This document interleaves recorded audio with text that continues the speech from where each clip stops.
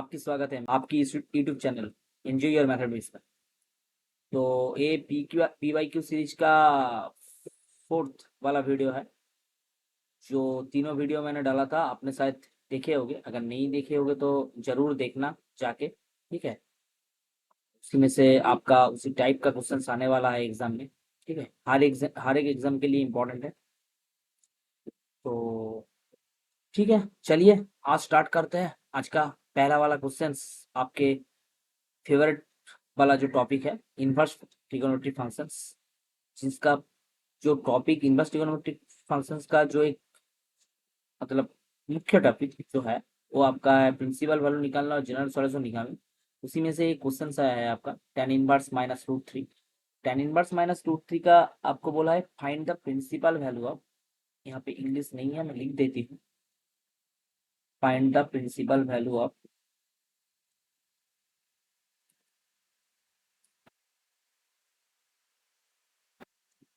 ठीक है, tan inverse minus root three, इसका प्रिंसिपल वैल्यू निकाल।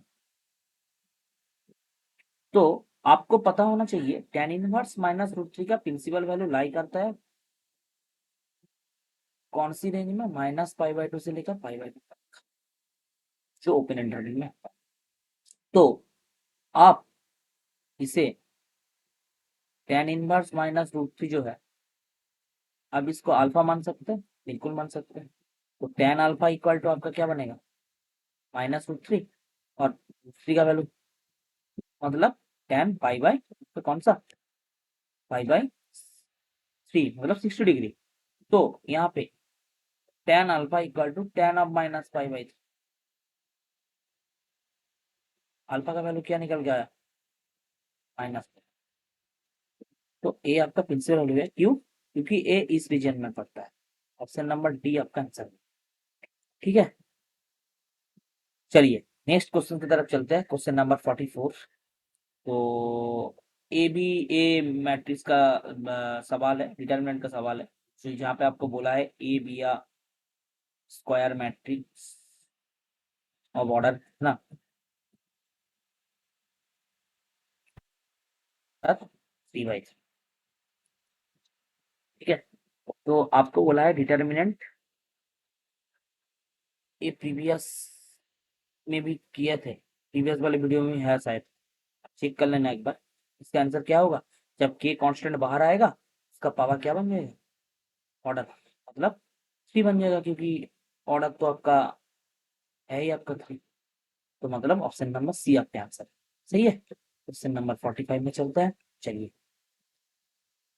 आपको बोला है एक सेट्स दिया हुआ है, आपको बोला है आरबीआर रिलेशन, आपको बोला है आरबीआर रिलेशन,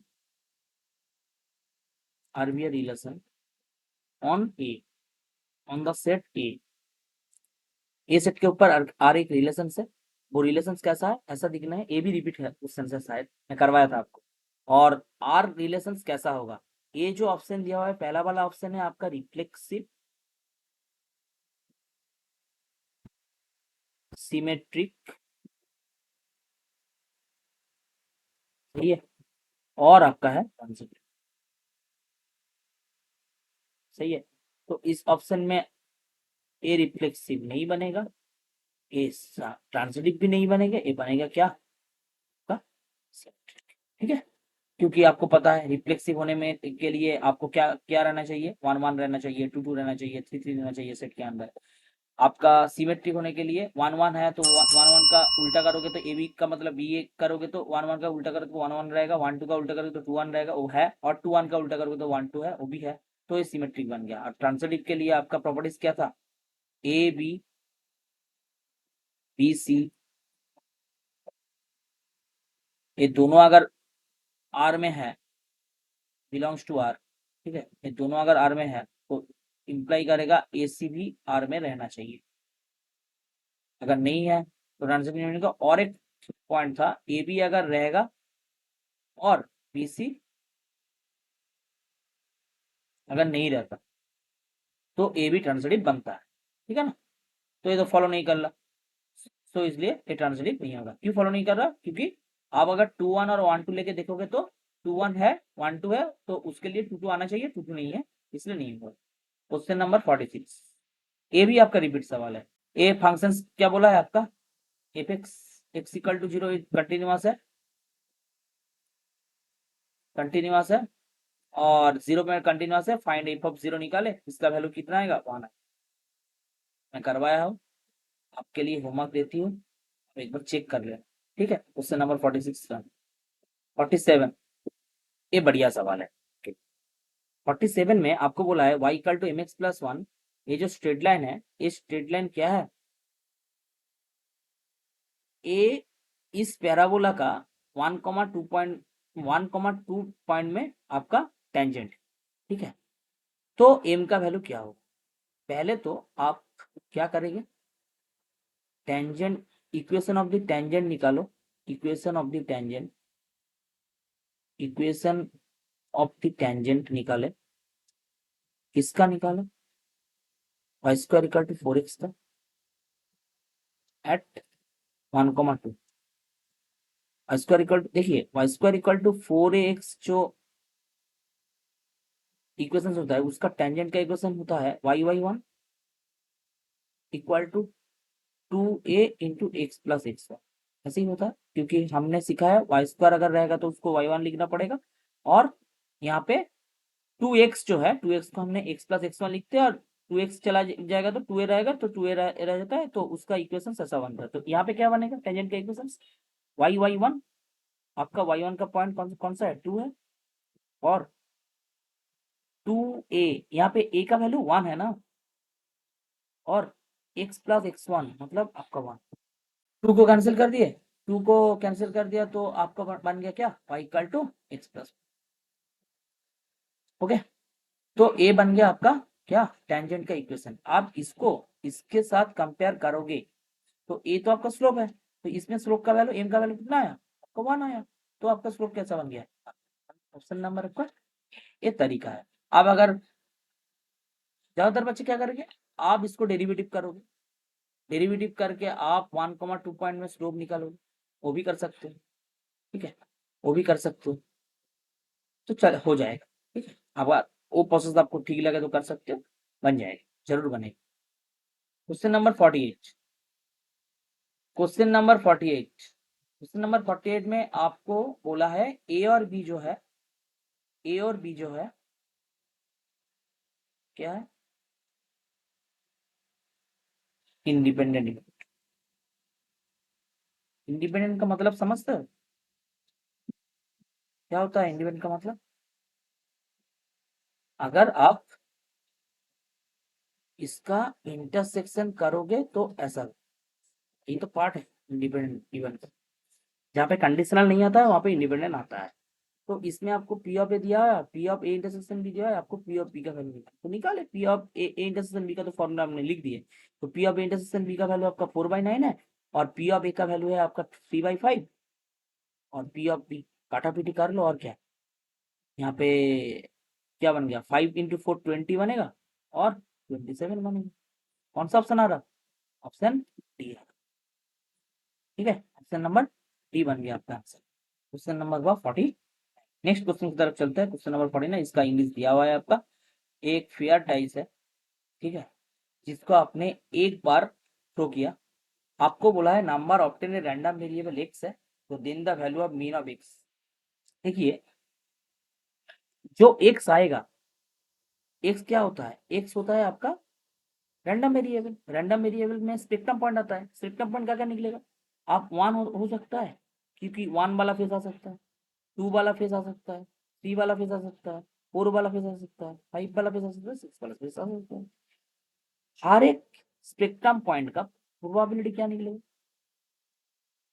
1/6, 1/6, 1/6, 1/6, 1/6 और 1/6, क्यों, अरे यार 1 अगर, जब आप एक ट्राई को अगर थ्रो करोगे तो आपका 1 वाला फेस कितना आएगा, एक ही बार ना आएगा ना, तो 6 में से 6 फेस है आपका, तो 6 फेस में से एक फेस एक ही बार आएगा, तो 1/6 बनेगा। आपका फेस नंबर 2, फेस नंबर 2 तो एक ही बन सकता है, मतलब 1/6 आएगा। हर तरह का फेस ऐसे बन सकता है, तो 1/6 1/6 क्या आएगा। ठीक है, आपको बोला है find the mean of x, मतलब एक्स बार बोला है, एक्स बार, और इसको हम नोटेशन और क्या कर सकते हैं, ई ऑफ एक्स एक्सपेक्टेशन, और क्या बोलता है इसको, एम बोलता है। ठीक है, तो इसका फॉर्मूला क्या है, summation x into P of x. आपको पता है फॉर्मूला, बहुत बढ़िया फॉर्मूला है। आप क्या करोगे, बोले सर इसको मल्टीप्लाई करेंगे और क्या, 1 into 1/6, 2 into 1/6, 3 into 1/6, 4 into 1/6, 5 into 1/6 और क्या, और 6 इंटू 1/6। बिल्कुल, तो आप 1/6 को कॉमन ले लीजिए ना, क्या दिक्कत है। तो 1+2+3+4+5+6 बन गया। नेचुरल नंबर का सम पता है, नेचुरल नंबर का सम क्या होता है, n इंटू n+1/2। तो यहाँ पे n क्या है, 6 है, कर दो और क्या, 6 इंटू 6+1 डिवाइड बाई 2, 6 कैंसिल है, आपका आंसर बन गया 7/2। मतलब ऑप्शन नंबर कौन सा बना, ऑप्शन नंबर सी बन गया। सही है, मजा आ रहा, कमेंट करके बताना जरूर कैसा लग रहा क्वेश्चन पीवाईक्यू सॉल्व करने में। देखिए नेक्स्ट वाला क्वेश्चन, क्वेश्चन नंबर 50 आपके लिए।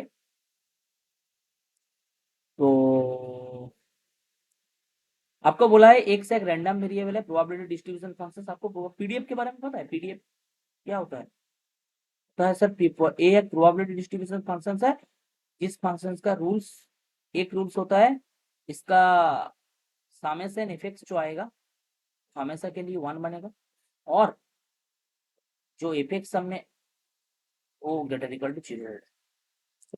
तो आपको बोला है x का दोनों वैल्यूज है x1 एंड x2, एंड आपको बोला है f of x1 plus f of x2 क्या बन जाएगा, आप ही बताइए ना। x1 एक स्पेक्ट्रम पॉइंट है, x2 एक स्पेक्ट्रम पॉइंट है, आपने जो p of x equal to x पढ़े हो उसको ही तो हम f x मानते हैं, उसको ही तो हम पीडीएफ बोलते हैं, प्रोबेबिलिटी डिस्ट्रीब्यूशन फंक्शंस। प्रोबेबिलिटी में है, डिटेल्स में देख लेना एक बार, f of x equal to p of x equal to x। ठीक है, तो उसका समेशन एफिक्स का रेस्ट्रिक्शन क्या था, समेशन एफिक्स 1 बनेगा। क्यों बनेगा 1, क्योंकि जो जो स्पेक्ट्रम पॉइंट है उसका सबका प्रोबेबिलिटी का सम क्या कितना होता है, 1 होता है ना। तो आपका f ऑफ x1 और f ऑफ x2 ये तो दोनों स्पेक्ट्रम पॉइंट है, x1 और x2, तो इन दोनों का सम कैसा बनेगा, 1।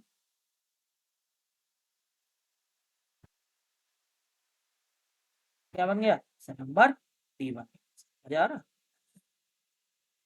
यहाँ वाला क्वेश्चन था। आपको बोला ये फेयर टाई रोल 3 टाइम्स, ठीक है, फर्स्ट रोल रिजल्ट में 5, what is the conditional probability that the sum of the 3 rolls is 16।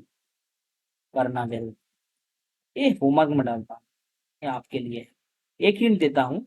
या जब आप डाई को 3 टाइम्स अगर रोल करोगे तो 6 क्यूब बनेगा, 216 जो आपका इनऑफिस है। ठीक है, ये हमने हिंट्स दे दिए, करना जरूर, आंसर क्या आएगा कमेंट सेक्शन में बताना जरूर। नेक्स्ट क्वेश्चन की तरफ चले, क्वेश्चन नंबर 52। यहाँ पे एक चीज शायद गलत है, इसमें मॉड होगा, ये आपका मॉड बन जाएगा क्वेश्चन भी, सही है, करेक्शन कर लेना एक बार। आपको बोला है ये फंक्शंस क्या है, कंटिन्यूअस, कौन सा पॉइंट में फंक्शंस करना, देखिए आपको पहले इस फंक्शंस को ब्रेक करना आना चाहिए। आपको पता है कैसे ब्रेक करते हैं, देखिए मैं सिखाता हूँ। देखिए यहाँ पे दोनों फंक्शंस है, मॉड एक्स है और मॉड ऑफ x-1 है। आप पहले इसका क्रिटिकल पॉइंट बताइए, मतलब क्रिटिकल पॉइंट का मतलब कौन सा पॉइंट में मॉड एक्स 0 होता है और कौन सा पॉइंट में मॉड ऑफ x-1 से। देखिए ए 0 होगा x इक्वल टू 0 में, और मॉड ऑफ x-1 0 होगा आपका x इक्वल टू 1 में। तो आप यहाँ पे अगर नंबर लाइन क्रिएट कीजिए, पहले यहाँ पे 0 है, आपका 1 है, तीनों रीजन क्रिएट हो गया, ए वाला ए वाला ए वाला। आप x को यहाँ रख सकते हैं, आप x को यहाँ रख सकते हैं, आप x को यहाँ रख सकते हैं, बिल्कुल रख सकते हैं। आप पहले x को 0 के लेफ्ट साइड में रखिए, जब x को आप 0 के लेफ्ट साइड में करोगे तो a मॉड x क्या बन जाएगा, a मॉड ऑफ x-1 क्या बन जाएगा, फिर से नेगेटिव। क्यों, जब वैल्यू नेगेटिव आएगा ना, आप 0 से लेकर छोटा वैल्यू अगर यहाँ पे बिठाएंगे तो नेगेटिव बनेगा। आप 0 और 1 के बीच में रखिए x को, क्या बनेगा, अगर आप 0 और 1 से भी 1 के बीच में, ये 1 है आपका 1 के बीच में, अगर रखोगे तो क्या बनेगा, ए पॉजिटिव बनेगा पहला वाला फंक्शन मतलब प्लस एक्स, और दूसरा में आपका 0 और 1 के बीच में कुछ भी वैल्यू रख दो, x माइनस 1 क्या बन जाएगा, नेगेटिव बन जाएगा फिर से। और आप x को 1 और 1 से बड़ा ले लो, क्या बनेगा, अब 1 और 1 से बड़ा ले लोगे तो दोनों ही पॉजिटिव बनेगा। तो इसमें आप अगर इसको कैलकुलेशंस करोगे, ठीक है, आप इसको कैलकुलेशंस करोगे, पहला वाला फंक्शन बन गया आपका, देखिए -2x+1, जिसमें आपका x लेस देन 0 है। यहाँ पे बना आपका 1, जिसमें आप 0 less equal to x less than 1 डाले, सही है। और x ग्रेटर इक्वल टू 1, यहाँ पे आपको क्या डाले, -1। ये आपका f सही है। आपको बोला है 0 पॉइंट में टेस्ट कीजिए, आप 0 + 0 निकाले, 0 + 0 का मतलब क्या होता है, राइट हैंड लिमिट। देखिए 0 प्लस अगर करोगे तो 0 प्लस मतलब आपको कौन सा, 0 प्लस मतलब होता है x का वैल्यू 0 से थोड़ा बड़ा मतलब आपका सेकंड वाला मतलब 1। आप 0 - 0 कीजिए, 0 - 0 मतलब 0 का लेफ्ट हैंड साइड, 0 से थोड़ा छोटा मतलब आपका पहला वाला भाग, दैट इज आएगा आपका 1। और f में वैल्यू कितना है, f कहाँ दिख रहा, सेकंड वाले में, एक जहाँ पे x इक्वल टू दिख रहा, तो आपका यहाँ पे बन गया कितना, f का वैल्यू 1। ठीक है, तो left hand limit right hand limit function value equal होगा तो फंक्शन 0 पॉइंट में कंटिन्यूअस है। जहाँ पे 0 पॉइंट में डिसकंटिन्यूअस दिख रहा वो वाला ऑप्शन क्रॉस कर दो, एक ही ऑप्शन दिख रहा। 1 पॉइंट में भी टेस्ट कर लो, f1 + 0 पहले करो, 1 + 0 का मतलब क्या है, राइट हैंड लिमिट, x का वैल्यू 1 से थोड़ा बड़ा मतलब आपका कौन सा फंक्शन, लास्ट वाला 2 × 1 - 1, यहाँ पे है 1। f1 - 0 कौन सा लोगे, x का वैल्यू 1 से थोड़ा छोटा मतलब 1 सेकंड वाला, और f1 का वैल्यू कौन सा लोगे, थर्ड वाला। यहाँ पे भी सारे आंसर 1 1 आ गया, तो आपका फंक्शन 1 पॉइंट में कंटिन्यूअस है। ऑप्शन नंबर कौन सा बन गया, ऑप्शन नंबर। ये थोड़ा लेंदी है लेकिन मजेदार सवाल है, ठीक है, जरूर करना, क्योंकि और एक ट्रिक्स अब लगा सकते हैं। ये जो फंक्शंस दिया हुआ है ये क्रिटिकल पॉइंट में हमेशा ही कंटिन्यूअस होता है, मतलब 0 पॉइंट में भी कंटिन्यूअस होता है, 1 पॉइंट में आप देख के भी बता सकते हैं, लेकिन मैंने आपको डिटेल्स बोल दी। ठीक है, ठीक है, चलिए नेक्स्ट क्वेश्चन की तरफ चलते हैं, क्वेश्चन नंबर 53। देखिए क्वेश्चन नंबर 53 में आपको बोला है इसमें find the value of, English देख देती हूँ, find the value of, find the value of. तो आप जब इसको सॉल्व करोगे क्या करोगे, पहला वाला को चेंज कर दो, π/2 माइनस sin, और दूसरों को ऐसे ही रख दो, वैल्यू बिठा के भी कर सकते हैं।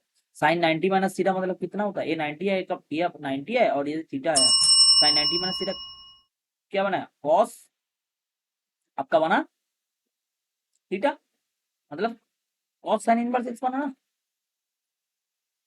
और यहाँ पे cos sin इनवर्स x तो है, ये तो मौज कर दिया, 0 आ गया आंसर, ऑप्शन नंबर टी आया answer, option number T. Question number 54 चलते हैं नेक्स्ट क्वेश्चन की तरफ।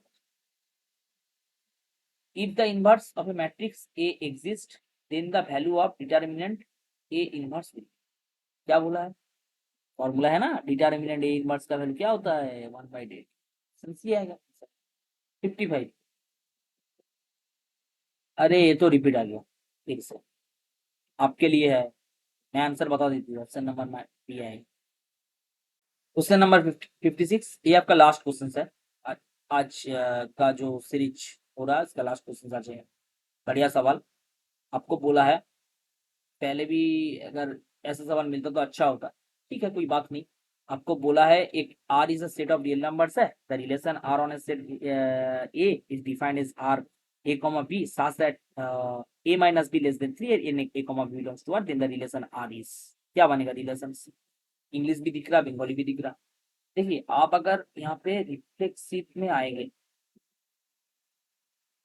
A, तो A माइनस A आपका क्या बन गया 0, और तो लेस देन 3 है, रिफ्लेक्सिव तो बनेगा ही बनेगा, बिल्कुल बनेगा। लेकिन अब A माइनस बी को लेस देन 3 कर सकते हैं, ठीक है, A minus be less than 3 कर सकते हैं, तो यहाँ पे बी माइनस ए क्या करोगे, बी माइनस ए का मतलब है आपका सी से छोटा। तो यहाँ पे आपको बोला है बी माइनस ए क्या सी से छोटा होगा, ये आपको देखना है। ठीक है, देखिए आप इसको अगर उस साइड माइनस करोगे, माइनस वन से मल्टीप्लाई करोगे, तो आपका बनेगा क्या, B minus greater than minus,